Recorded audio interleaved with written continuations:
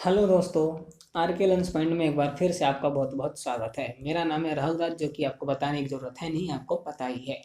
तो आज की वीडियो में हम ये देखेंगे कि भारत की पंचवर्षीय योजनाओं की सूची कैसी है। भारत की जो पंचवर्षीय योजना की सूची है उसमें कितने पंचवर्षीय योजनाएं शामिल हैं। ठीक है, तो पता होगा आपको कि केवल भारत में 12 पंचवर्षीय योजनाएं ही शामिल हैं, क्योंकि उसके बाद से तो फिर पंचवर्षीय योजनाएं बननी ही समाप्त हो गई थी। ठीक है, तो अगर आप नहीं जानते कि वो पंचवर्षीय योजनाएं कौन कौन सी थी, कब कब शुरुआत की गई थी, उसकी शुरुआत किसने की थी, कब समाप्त हुआ, उससे क्या फ़ायदे हुए, क्या नुकसान हुआ, अगर इन सारी बातों को जानना चाहते हैं, अगर आप नहीं जानते हैं तो हमारे साथ इस वीडियो में बने रहिए। आज की इस वीडियो में हम भारत की सभी पंचवर्षीय योजनाओं के ऊपर ही चर्चा करेंगे और जानेंगे कि कौन सी योजना से क्या फ़ायदा हुआ, क्या हानि हुई, कब शुरुआत हुई, उसको किसने शुरू किया। ठीक है, तो चलिए वीडियो को बिना किसी देर किए स्टार्ट करते हैं। और चैनल पर अगर आप नए हो तो जो है तो हमारे चैनल को सब्सक्राइब करके बेल आइकन को ऑल पर सेट कर लेना, ताकि आपको ऐसी ही वीडियोस की नोटिफिकेशन से मिस ना रहना पड़े। साथ ही वीडियो को लाइक कर देना, अपने दोस्तों के साथ शेयर भी कर देना। तो चलिए अब वीडियो को स्टार्ट करते हैं। तो सबसे पहली योजना, प्रथम पंचवर्षीय योजना कब शुरुआत हुई थी। ठीक है, तो इस योजना की अवधि थी 1991 से 1956, यानी कि 1951 से 1956 तक। ठीक है, 1951 से 1956 तक इसकी अवधि 5 साल की थी। ठीक है, यह योजना किस पर आधारित थी, इससे तो आपको पता चली गया कि इसकी शुरुआत कब हुई थी। 1951 में प्रथम पंचवर्षीय योजना शुरू हुई थी। यह योजना हेरोड डोमर मॉडल पर आधारित थी। ठीक है, हेरोड डोमर मॉडल पर यह आधारित थी। ठीक है, इसका जो मुख्य ध्यान था, मुख्य केंद्र था, मुख्य उद्देश्य था, वो कृषि विकास करना था। ठीक है, पंचवर्षीय योजना, जो पहली पंचवर्षीय योजना थी, उसका मुख्य उद्देश्य कृषि विकास करना था। ठीक है, ये चालू इसलिए किया गया था ताकि हम कृषि का विकास कर सके अपने देश में। ठीक है, क्योंकि पहले जो हमारा देश था वो कृषि विकास पर ही आधारित था। ठीक है, यह योजना सफल रही और 3.6% की वृद्धि दर हासिल की। इस पंचवर्षीय योजना से हमारी कृषि जो विकास रही वो 3.6% की वृद्धि दर इसमें हासिल किया गया। यह योजना सफल रही अपने उद्देश्य को पाने में। ठीक है, ये थी प्रथम पंचवर्षीय योजना। अब दूसरी देख लेते हैं। दूसरी पंचवर्षीय योजना, तो इसकी अवधि 1956 से 1961 के बीच थी। ठीक है, दूसरी पंचवर्षीय योजना कब लागू हुई, तो 1956 में लागू हुई थी। ठीक है, यह योजना पीसी महालनोबिस मॉडल पर आधारित थी। पीसी महालनोबिस का नाम आपने सुना होगा, अगर आप अर्थशास्त्र के स्टूडेंट रह चुके हैं तो, इकोनॉमिक्स अगर आप पढ़ चुके हैं तो पीसी महालनोबिस का नाम जरूर सुना होगा आपने। ठीक है, इसका मुख्य उद्देश्य था, जो मुख्य लक्ष्य था, देश के औद्योगिक विकास पर था। ठीक है, देश का औद्योगिक विकास करने के लिए दूसरी पंचवर्षीय योजना को लागू किया गया था और ये पीसी महालनोबिस के मॉडल पर ये आधारित थी। ठीक है, अब देख लेते हैं हम तीसरी पंचवर्षीय योजना। तीसरी जो पंचवर्षीय योजना है, इसकी शुरुआत 1961 में हुई थी और इसकी जो समय सीमा थी 1966 तक थी। ठीक है, 1961 से 1966 तक की इसकी समय सीमा थी और ये गाडगिल योजना पर आधारित थी। ठीक है, इसको गाडगिल योजना भी कहा जाता है। जो तीसरी पंचवर्षीय योजना थी हमारी, उसको गाडगिल योजना भी कहा जाता है। याद रखने वाली बात है ये गाडगिल योजना, क्योंकि हर एक पेपर जो कि अपकमिंग्स हैं, जितने भी पेपर होंगे, चाहे वो एसएससी का हो, रेलवे का हो, ग्रुप डी हो, एएलपी हो, सीएचएसएल हो, ठीक है, कोई सा भी हो, एसआई हो, ठीक है, कोई सा भी एग्जाम हो, उन सभी एग्जामों में आपसे ये बात पूछी जा सकती है कि तीसरी पंचवर्षीय योजना को हम किस नाम से जानते हैं। ऑप्शन में दे दिया जाएगा 3-4 नाम, जिसमें से एक मिलेगा आपको गाडगिल योजना। तो तीसरी पंचवर्षीय योजना को हम गाडगिल योजना के नाम से भी जानते हैं। ठीक है, गाडगिल योजना का जो मुख्य उद्देश्य था, मुख्य लक्ष्य था, वो अर्थव्यवस्था को गतिमान और आत्मनिर्भर बनाना था। ठीक है, तीसरी पंचवर्षीय योजना का मुख्य उद्देश्य अपनी अर्थव्यवस्था को गतिमान, यानी कि अर्थव्यवस्था में तेजी लाना और आत्मनिर्भर बनना था। ठीक है, चीन से युद्ध के कारण यह योजना फेल हो गई थी।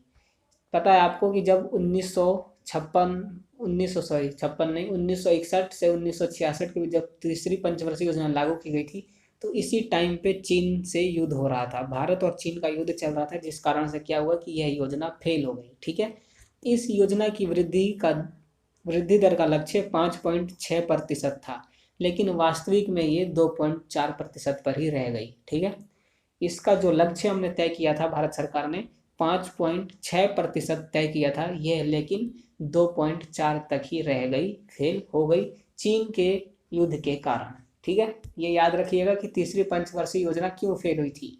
तो तीसरी पंचवर्षीय योजना फेल होने का मुख्य कारण था भारत का चीन से युद्ध करना। ठीक है, भारत चीन के बीच जो युद्ध उस टाइम पे चल रहा था, उस कारण से ही तीसरी पंचवर्षीय योजना फेल हो गई थी।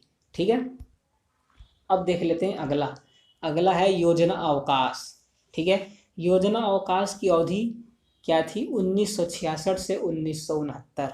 ठीक है, 1966 से 1969 तक योजना अवकाश था। इन 3 सालों में कोई भी पंचवर्षीय योजना नहीं बनाई गई थी। ठीक है, आप सोच होंगे कि ये योजना अवकाश क्या है। योजना अवकाश इसलिए यहाँ पर बोला गया है क्योंकि इन 3 सालों में कोई भी पंचवर्षीय योजना नहीं बनाई गई थी। ठीक है, बल्कि हर साल एक वर्षीय योजना बनाई गई थी। ये जो 3 साल हैं बीच के, इन 3 साल में एक वर्षीय योजना बनाई गई थी, एक साल वाली योजना बनाई गई थी। और हर योजना में कृषि और समृद्ध क्षेत्रों के साथ साथ उद्योग क्षेत्र को समान प्राथमिकता दी गई थी। और ये जो 3 योजनाएं बनी थी एक साल वाली, इसमें कृषि, समृद्ध क्षेत्र और उद्योग क्षेत्र को समान प्राथमिकता दी गई थी। इन सभी तीनों चीज़ों पर जोर दिया गया था। मुख्य उद्देश्य कृषि, समृद्ध क्षेत्र और उद्योग क्षेत्र ही इसमें थे। ठीक है, योजना अवकाश को बनाने के पीछे का कारण भारत पाकिस्तान युद्ध और तीसरी पंचवर्षीय योजना की विफलता थी। ठीक है, पीछे मैंने आपको बताया कि तीसरी पंचवर्षीय योजना फेल हो गई थी क्योंकि उस टाइम पे भारत और चीन का युद्ध चल रहा था। ठीक, उसके बाद फिर ये योजना अवकाश क्यों बनाया गया। योजना अवकाश इसलिए बनाया गया क्योंकि जो तीसरी पंचवर्षीय योजना फेल हो गई थी, एक तो वो, और दूसरी इस टाइम पे भारत और पाकिस्तान का युद्ध चल रहा था। ठीक है, भारत और पाकिस्तान का युद्ध और जो तीसरी पंचवर्षीय योजना फेल हो गई थी, इन दोनों के कारण यहाँ पर एक अवकाश लिया गया था, छुट्टी ली गई थी। अवकाश का मतलब तो छुट्टी होता है ना। योजना अवकाश लिया गया था और इस टाइम पे एक साल वाली योजनाएं बनाई गई थी। ठीक है, तो इसीलिए योजना अवकाश के नाम से ये जाना जाता है। 1966 से 1969 तक की जो समय सीमा है, इसको योजना अवकाश के नाम से जाना जाता है, जिसमें कि एक वर्षीय योजनाएं बनाई गई थी। ठीक है, अगला चौथा पंचवर्षीय योजना। चौथी पंचवर्षीय योजना कब बनी। इस योजना की अवधि 1969 से 1974 थी। ठीक है, 1969 से 1974 तक थी। इस योजना के 2 मुख्य उद्देश्य थे। पहला, स्थिरता के साथ विकास, और दूसरा, आत्मनिर्भरता की स्थिति प्राप्त करना। ठीक है, जो चौथी पंचवर्षीय योजना थी, इसका मुख्य उद्देश्य स्थिरता और विकास करना था। ठीक है, और दूसरा था आत्मनिर्भर की स्थिति प्राप्त करना। भारत आत्मनिर्भर बनना चाहता था और इसके साथ साथ स्थिर और अपना विकास भी करना चाहता था। तो ये इसकी चौथी पंचवर्षीय योजना का मुख्य उद्देश्य था। ठीक है, इस योजना के दौरान ही 1971 के चुनावों के दौरान इंदिरा गांधी द्वारा गरीबी हटाओ का नारा दिया गया था। ठीक है, चौथी पंचवर्षीय योजना के दौरान ही 1971 में क्या किया गया था कि इंदिरा गांधी ने गरीबी हटाओ का नारा दिया था। ठीक है, याद रखने वाली बात है कि गरीबी हटाओ का नारा चौथी पंचवर्षीय योजना में दिया गया था सन 1971 में। यह योजना असफल रही थी और 5.7% की विकास दर के लक्ष्य के मुकाबले केवल 3.3% की वृद्धि दर हासिल कर सकी थी। ठीक है, जब ये हम चौथी पंचवर्षीय योजना बना रहे थे, तो इसकी जो हमने सफलता विकास दर निश्चित की थी वो 5.7 की थी। ठीक है, 5.7% हमने इसकी निश्चित की थी कि हमने इतना विकास कर लेना है, लेकिन ये योजना फेल हो गई और ये 3.3% पर ही जाकर रुक गई। ठीक है, 2.5% की वृद्धि हमारी नहीं हो पाई। ठीक है, आगे चलते हैं। पंचवर्षीय योजना, 5वीं पंचवर्षीय योजना है जो, इसकी अवधि 1974 से 1979 तक है। 1974 से 1979 तक पंचवर्षीय योजना की अवधि है। ठीक है, इस योजना में कृषि को सर्वोच्च प्राथमिकता दी गई थी। ठीक, सबसे पहले इसमें कृषि को सबसे ज़्यादा प्राथमिकता दी गई, उसके बाद उद्योग और खानों की वरीयता दी गई थी। सबसे पहले सबसे ज़्यादा कृषि पर ध्यान दिया गया, उसके बाद उद्योग और खानों को वरीयता दी गई थी। ठीक है, खाना और उद्योग के ऊपर फिर बाकी की ध्यान इस पर केंद्रित किया गया। मतलब जो महत्वपूर्ण इसमें बात यह है कि इसमें कृषि पर सबसे ज़्यादा ध्यान दिया गया था। जो 5वीं पंचवर्षीय योजना थी इसमें कृषि पर बहुत ज़्यादा ध्यान दिया गया, और उसके अलावा उद्योग और खाने की वरीयता, इन 3 बातों पर यहाँ पर पंचवर्षीय योजना में ध्यान दिया गया, लेकिन सबसे ज़्यादा ध्यान कृषि पर दिया गया था। ठीक है, कुल मिलाकर यह योजना सफल रही थी, जिसने 4.4 के लक्ष्य के मुकाबले 4.8 की वृद्धि हासिल की। ठीक है, जो 5वीं पंचवर्षीय योजना थी यह योजना अपने उद्देश्य में सफल रही। इसका जो हमने तय किया था वृद्धि दर, उससे ज़्यादा ही वृद्धि दर हासिल की थी। 0.4% वृद्धि दर ज़्यादा हासिल हुई थी। ठीक है, इस योजना का ड्राफ्ट डीपी धर द्वारा तैयार किया गया था। ठीक है, इस योजना का ड्राफ्ट डीपी धर ने तैयार किया था। नवनिर्वाचित मोरारजी देसाई सरकार ने इस योजना को समय से पहले ही 1978 में समाप्त कर दिया था। ठीक है, मतलब कि जो पंचवर्षीय योजना थी ये पूरे 5 साल की नहीं थी, ये केवल 4 साल ही चली थी। 1974 से 1978 तक ही चली थी। ठीक है, जबकि इसकी अवधि 1 साल आगे की थी, 1979 की थी, 1979 की थी, लेकिन मोरारजी देसाई ने इसको बंद कर दिया था 78 में ही। तो कुल मिलाकर पंचवर्षीय योजना की अवधि 4 साल की थी। ठीक है, और 4 साल में ही इसने अपने उद्देश्य को सफलतापूर्वक प्राप्त कर लिया था। ठीक है, इसमें अब वो दिख रहा है यहाँ पर कि इसका जो हमने तय किया था वृद्धि दर, उससे ज़्यादा ये यहाँ पर वृद्धि हमारी हुई थी। तो 4 साल में ही ये अपना उद्देश्य प्राप्त कर चुका था। ठीक है, और मोरारजी देसाई ने इसको 1978 में समाप्त कर दिया। इसकी अवधि 4 साल की रह गई। तो चलिए अब अगला देख लेते हैं, 6वीं पंचवर्षीय योजना। 6वीं पंचवर्षीय योजना की अवधि 1980 से 1985 तक की थी। ठीक है, 1980 से 1985 की 6वीं पंचवर्षीय योजना था। इस योजना का मूल्य उद्देश्य गरीबी उन्मूलन और तकनीकी आत्मनिर्भरता प्राप्त करना था। जो 6वीं पंचवर्षीय योजना थी इसमें गरीबी उन्मूलन, गरीबी को हटाना, और तकनीकी पर आत्मनिर्भर, टेक्नोलॉजी पर आत्मनिर्भर बनना, यह था, यह उद्देश्य था। ठीक है, 6वीं पंचवर्षीय का। 6वीं पंचवर्षीय योजना ने भारत में आर्थिक उदारीकरण की शुरुआत की थी। ठीक है, आर्थिक उदारीकरण की शुरुआत की थी। मूल्य नियंत्रण समाप्त हो गए और राशन की दुकानें बंद कर दी गई थी, जिससे खाद्य कीमतों में वृद्धि हुई थी और देश में महंगाई ने अपने पैर पसारने शुरू कर दिए थे। इस प्रकार इस योजना के समय से नेहरू के समाजवाद का अंत हो गया था। ठीक है, 6वीं पंचवर्षीय योजना के तहत ये हुआ कि सारी दुकानें बंद कर दी गई, मूल्य जो नियंत्रण में थे उन अनियंत्रण हो गए, समाप्त कर दिए गए थे। ठीक है, क्योंकि आर्थिक उदारीकरण की शुरुआत हुई ना। उदारीकरण में क्या किया गया था, अगर आप बिजनेस स्टडी के स्टूडेंट हैं तो मैं आपको पढ़ा चुका हूँ अच्छे से कि उदारीकरण क्या होता है, लिबरलाइजेशन। ठीक है, तो उदारीकरण का मतलब ये होता है कि नौकरशाही शिकंजे से मुक्ति दिलाना और खुद का व्यवसाय करना उदारीकरण कहलाता है।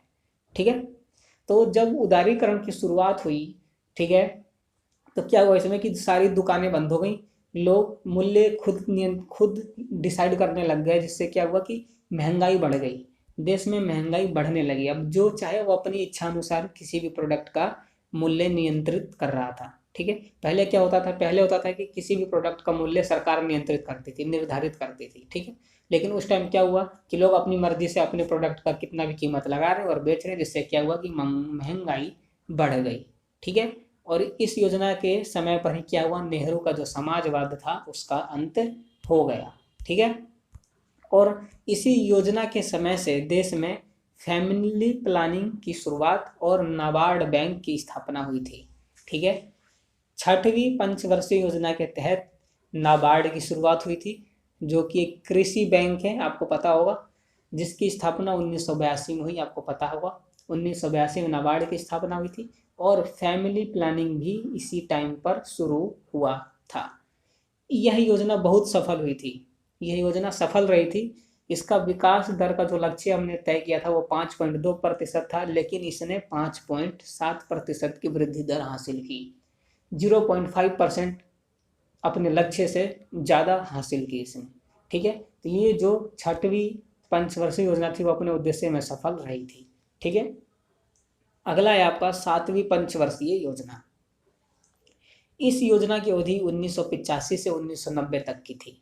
ठीक है, 1985 से 1990 तक की इसकी अवधि थी, 7वीं की। इस योजना के उद्देश्य में आत्मनिर्भर अर्थव्यवस्था की स्थापना करना और रोजगार के पर्याप्त अवसर उपलब्ध कराना। जो 7वीं पंचवर्षीय योजना थी, इसका मुख्य उद्देश्य था कि हमारा जो भारत का अर्थव्यवस्था है वो आत्मनिर्भर हो जाए और रोजगार के अवसर उपलब्ध हों। ठीक है,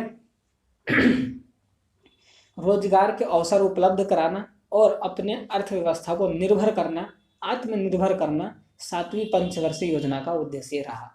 ठीक है, इस योजना में पहली बार निजी क्षेत्र को सार्वजनिक क्षेत्र की तुलना में अधिक प्राथमिकता मिली थी। ठीक है, यानी कि प्राइवेटाइजेशन हुआ था यहाँ पर। निजी क्षेत्र को सार्वजनिक क्षेत्र की तुलना में अधिक प्राथमिकता मिली थी, मतलब कि प्राइवेटाइजेशन किया गया था यहाँ पर। ठीक है, इसका विकास दर का जो लक्ष्य था वो 5% का था, लेकिन इसने 6% वृद्धि दर हासिल की। क्योंकि 6% वृद्धि दर, इसका कारण है निजी क्षेत्र पर अधिक प्राथमिकता। ठीक है, निजी क्षेत्र को ज़्यादा प्राथमिकता दी गई, जिस कारण से इस 7वीं पंचवर्षीय योजना ने अपने वृद्धि दर के लक्ष्य से आगे बढ़कर ज़्यादा विकास दर हासिल किया। 1% का वृद्धि दर ज़्यादा हासिल किया इसने अपने लक्ष्य से। ठीक है, तो इसका कारण निजी क्षेत्र पर ही ज़्यादा प्राथमिकता देना ही था। तो कुल मिलाकर जो 7वीं पंचवर्षीय योजना थी, ये पूरी तरीके से अपने उद्देश्य में सफल रही, ये योजना सफल रही। इसके बाद आती हैं वार्षिक योजनाएं, मतलब 1 वर्ष वाले इसमें वार्षिक योजनाएं आई थी। केंद्र में अस्थिर राजनीतिक स्थिति के कारण 8वीं पंचवर्षीय योजना समय पर शुरू नहीं हो सकी। ठीक है, जो केंद्रीय सरकार थी भारत में उस टाइम पे, उसमें अस्थिर राजनीतिक स्थिति थी, मतलब कोई भी जो वहाँ का राजनीति थी उस टाइम की वो स्थिर नहीं थी, बार बार चेंज हो रहे थे। ठीक है, बार बार बदलाव आ रहे थे। इस कारण से क्या हुआ कि 8वीं पंचवर्षीय योजना थी जो वो समय पर शुरू नहीं हो सकी। इस कारण से 1990 से 91 में एक वर्ष में 2 वार्षिक योजनाएं शुरू की गई थी। 1990 से 91 और 91 से 92 में 2 वार्षिक योजनाएं बनाई गई थी, मतलब कि 2 एक साल वाली योजनाएं बनाई गई थी। ठीक है, उसके बाद आती है हमारी 8वीं पंचवर्षीय योजना। 8वीं पंचवर्षीय योजना की शुरुआत 1992 से हुई थी और इसका समय सीमा 1997 तक था। ठीक है, इस योजना में मानव संसाधन विकास, रोजगार, शिक्षा और सार्वजनिक स्वास्थ्य के विकास को सर्वोच्च प्राथमिकता दी गई।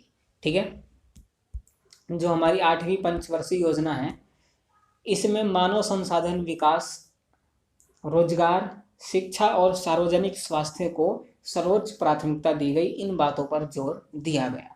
ठीक है, इस योजना के दौरान ही नरसिम्हा राव सरकार ने भारत की नई आर्थिक नीति को मंजूरी दी थी। आपको पता होगा कि नरसिम्हा राव ने क्या किया था कि इस टाइम पे भारत को 1992 से 1997 तक भारत को नई आर्थिक नीति की मंजूरी दे दी गई थी। आपको पता होगा भारत में नई आर्थिक नीति की शुरुआत 1991 से हुई थी। ठीक है, चल रही थी, लेकिन उसकी मंजूरी 1992 में मिली थी और वो डॉक्टर नरसिम्हा राव सरकार ने ही दिया था। नरसिम्हा राव सरकार, इनने जो नई आर्थिक नीति थी 1991, इसको इन्होंने मंजूरी दी थी, जिसमें कि उदारीकरण, निजीकरण और वैश्वीकरण शामिल थी। ये तीनों ही इसमें शामिल थे। जो नई आर्थिक नीति 1991 है, जिसको कि 1992 में आकर लागू किया गया था, इसमें उदारीकरण यानी लिबरलाइजेशन, निजीकरण यानी प्राइवेटाइजेशन और वैश्वीकरण यानी कि ग्लोबलाइजेशन, ये 3 चीज़ें शामिल थी। LPG मॉडल, जिसे हम LPG मॉडल कहते हैं। ठीक है, LPG मॉडल की शुरुआत हुई थी। और आपने अभी तक बिजनेस स्टडी पढ़ते हैं, अगर आप बिजनेस स्टडी पढ़ चुके हैं 12वीं क्लास की, तो उसमें आपको ये तीनों ही चीज़ें मैंने बहुत अच्छे से पढ़ाया है कि उदारीकरण, निजीकरण और वैश्वीकरण क्या होता है। अगर आप 12वीं के स्टूडेंट हैं तो आपको अच्छे से पता होगा, और नहीं पता है तो आप मेरे चैनल में जाइए, वहाँ पर 12वीं क्लास की बिजनेस स्टडी का प्लेलिस्ट मिल जाएगा, उसमें जाकर आप देख सकते हैं, पढ़ सकते हैं। ठीक है, वीडियो अच्छी लग रही हो, समझ में आ रही हो तो वीडियो को लाइक कर दीजिएगा, अपने दोस्तों के साथ शेयर करना ना भूलिएगा। और अगर आप वीडियो को पहली बार देख रहे हैं तो चैनल को सब्सक्राइब करके बेल को ऑल पर सेट कर लीजिएगा, ताकि आपको ऐसी ही वीडियोस की नोटिफिकेशन से मिस ना रहना पड़े। अगला पॉइंट देख लेते हैं, यह योजना सफल रही थी। ठीक है, इसके विकास का लक्ष्य 5.6 रखा गया था, जबकि इसने 6.8 की वार्षिक वृद्धि दर हासिल की थी। ठीक है, इसकी जो हमने विकास दर निश्चय की थी, जो लक्ष्य रखा था वो 5.6 का रखा था, लेकिन ये योजना तो अपने हद पार कर दी, इसने 6.8 तक पहुंच गई। ठीक है, 1.2% बहुत ज़्यादा इसने वृद्धि हासिल की। ठीक है, तो ये कुल मिलाकर हम ये कह सकते हैं कि जो 8वीं पंचवर्षीय योजना थी वो अपने उद्देश्य में पूर्ण रूप से सफल रही थी, जिसकी अवधि 1992 से 1997 तक की थी। ठीक है, अब अगला देख लेते हैं 9वीं पंचवर्षीय योजना। 9वीं पंचवर्षीय योजना, इस योजना की अवधि 1997 से 2002 तक की थी। ठीक है, जो 9वीं पंचवर्षीय योजना है इसकी अवधि 1997 से 2002 तक थी। इस योजना का जो मुख्य फोकस था, मुख्य उद्देश्य था, मुख्य लक्ष्य था, न्याय और समानता के साथ विकास पर था। ठीक है, न्याय मिले एक तो, और समानता के साथ विकास, दूसरों का सम्मान किया जाए और विकास हो, ये था इसका मुख्य लक्ष्य। इसे भारत की आज़ादी के 50वें वर्ष में लॉन्च किया गया था। जब भारत की आज़ादी के 50 साल पूरे हो गए थे तब इसको हमने लॉन्च किया था। ठीक है, यह योजना अपने लक्ष्य 7% की वृद्धि दर को प्राप्त करने में सफल नहीं रही थी और इसने केवल 5.6% की वृद्धि दर हासिल की थी। मतलब कि 9वीं पंचवर्षीय योजना फेल हो गई थी। ठीक है, जो 9वीं पंचवर्षीय योजना थी यह फेल हो गई थी, असफल रही थी। ठीक है, अगला देख लेते हैं 10वीं पंचवर्षीय योजना। इस योजना की अवधि 2002 से 2007 तक की थी। ठीक है, इस योजना का लक्ष्य अगले 10 वर्षों में भारत की प्रति व्यक्ति आय को दुगना करना था। जो 10वीं पंचवर्षीय योजना थी इसका मुख्य लक्ष्य 10 सालों में, आने वाले 10 सालों में प्रति व्यक्ति की आय को दुगना करना था। इसका उद्देश्य 2012 तक गरीबी अनुपात को 15% कम करना था। ठीक है, इसके दो उद्देश्य थे। 10वीं पंचवर्षीय योजना का दो उद्देश्य थे। पहला कि आने वाले 10 सालों में प्रति व्यक्ति की आय डबल कर दी जाए। ठीक, और 2012 तक गरीबी का जो अनुपात था वो 15% तक कम करना। ठीक है, मतलब हमारे देश में जितने भी गरीब थे उनमें से 15% गरीबों को कम करना। ठीक है, इस योजना में 8% विकास दर हासिल करने का लक्ष्य रखा गया था, लेकिन वास्तव में 7.2 की वृद्धि दर हासिल की जा सकी थी। ये भी लगभग फेल ही थी, पूरी तरीके से सफल नहीं हो पाई। ठीक है, पूरी तरीके से इस योजना को फेल तो हम नहीं कह सकते, लेकिन पूरी तरीके से ये सफल भी नहीं हो पाई थी, थोड़ी बहुत चूक रह गई थी। ठीक है, तो ये थी हमारी 10वीं पंचवर्षीय योजना। अगला देख लेते हैं 11वीं पंचवर्षीय योजना। जो 11वीं पंचवर्षीय योजना थी इसकी शुरुआत हुई थी 2007 से और अंतिम थी इसकी 2012। इसकी समय सीमा 2012 तक थी, 2007 से। यह योजना सी रंगराजन द्वारा तैयार की गई थी। इस योजना को सी रंगराजन जी ने तैयार किया था। इसका मुख्य उद्देश्य तेज और अधिक समावेशी विकास थी। ठीक है, तेज और अधिक समावेशी विकास करना 11वीं पंचवर्षीय योजना का लक्ष्य था। इस योजना में 8.1 विकास दर हासिल करने का लक्ष्य रखा गया था, लेकिन वास्तव में 7.9 की वृद्धि दर हासिल की जा सकी। ये भी पूर्ण रूप से जो थी 11वीं पंचवर्षीय योजना सफल नहीं रही थी, इसमें थोड़ी बहुत चूक रह गई थी। 12वीं और अंतिम पंचवर्षीय योजना 2012 से 2017 तक की थी। ठीक है, इस योजना को भी सी रंगराजन द्वारा ही तैयार किया गया था। 11वीं और 12वीं पंचवर्षीय योजना दोनों को ही सी रंगराजन ने तैयार किया था। इसकी जो मुख्य उद्देश्य थी तेज और अधिक समावेशी और सतत विकास करना था। ठीक है, जो 11वीं पंचवर्षीय योजना सफल नहीं हो सकी, जो 12वीं पंचवर्षीय योजना में भी सेम वही उद्देश्य लेकर आगे बढ़ा गया। ठीक है, 11वीं और 12वीं पंचवर्षीय योजना का जो उद्देश्य है वो सेम था। ठीक है, दोनों का एक ही उद्देश्य था, क्योंकि 11वीं पंचवर्षीय योजना में हम उस उद्देश्य को पूर्ण रूप से प्राप्त नहीं कर पाए थे। ठीक है, इस योजना में 12वीं पंचवर्षीय योजना में 8% की विकास दर हासिल करने का लक्ष्य रखा गया था, लेकिन वास्तव में एक बार दोबारा से योजना फेल हुई, 6.8% की विकास दर हासिल की जा सकी। ठीक है, तो 12वीं पंचवर्षीय योजना भी पूर्ण रूप से सफल नहीं हो पाई थी और इसके बाद ही पंचवर्षीय योजना बनाना बंद कर दिया गया था। 12वीं पंचवर्षीय योजना। अब इसके हम, ये जो 12वीं पंचवर्षीय योजना थी ये तो पूर्ण तरीके से सफल नहीं थी, ये तो बता दी मैंने। अब इसके हम देख लेते उद्देश्य क्या क्या थे। 12वीं पंचवर्षीय योजना के उद्देश्य: गैर कृषि क्षेत्र में 50 मिलियन नए काम के अवसर पैदा करना, यानी कि रोजगार उपलब्ध कराना। ये दो उद्देश्य तो थे ही जो मैंने आपको ये पीछे बताए। तेज, अधिक, समावेशी और सतत विकास, ठीक है, ये तो थे ही जो कि 11वीं पंचवर्षीय योजना के उद्देश्य थे। वो 12वीं में भी ऐड था, और इसके अलावा भी और इसके उद्देश्य थे, वो देख लेते हैं कौन कौन से थे। तो पहला है कि गैर कृषि क्षेत्र में 50 मिलियन नए काम अवसर उपलब्ध कराना, मतलब कि रोजगार उपलब्ध कराना। 3 साल तक के बच्चों के बीच कुपोषण को कम करना।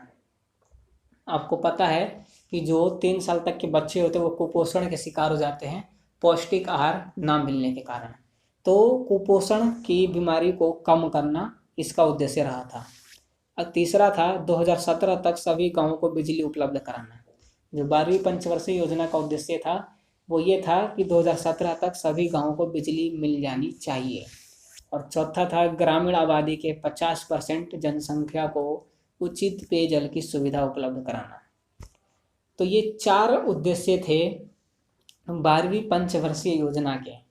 उचित पेयजल यानी स्वच्छ जल उपलब्ध कराना, बिजली उपलब्ध कराना, कुपोषण के रोग को कम करना और रोजगार के अवसर उपलब्ध कराना। ये 4 जो उद्देश्य रहे थे 12वीं पंचवर्षीय योजना के, वो पूर्ण तरीके से सफल नहीं हो पाए, ये फेल हो गए थे, ठीक है। और इसके बाद से ही पंचवर्षीय योजना बनना क्या हो गई, समाप्त हो गई। इसके अलावा 2 और थे, 4 मैंने जो पीछे बताया, उसके अलावा 2 और थे।